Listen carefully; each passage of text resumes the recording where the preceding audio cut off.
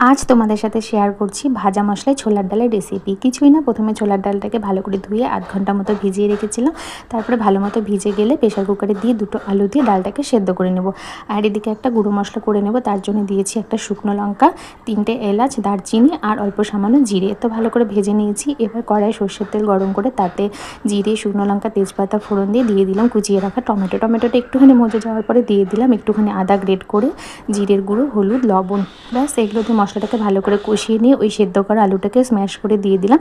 ভালো করে আলুটাকে কষিয়ে নেওয়ার পরে দিয়ে দিলাম সেদ্ধ করা ছোলার ডাল। আর ডালটাকে খুব ভালো মতো সেদ্ধ করতে হবে, যাতে খুব বেশি গলেও না যায় আবার একদম শক্তও না থাকে। এবার দিয়ে দিলাম ওই ভেজে রাখা গুঁড়ো মশলাটা, সাথে দিলাম অল্প সামান্য চিনি আর সামান্য ঘি। ব্যাস রেডি হয়ে গেল ছোলার ডাল। এবার ভেজে নিচ্ছি ফুলকো ফুলকো লুচি। এই ছোলার ডালের রেসিপিটা এই ভাজা মশলার জন্য দুর্দান্ত লাগে, এত সুন্দর ফ্লেভার হয় এই ভাজা মশলাটার জন্য, দারুণ লাগে। তোমরা একবার অবশ্যই ট্রাই করো। আর রেসিপিটা কেমন লাগলো অবশ্যই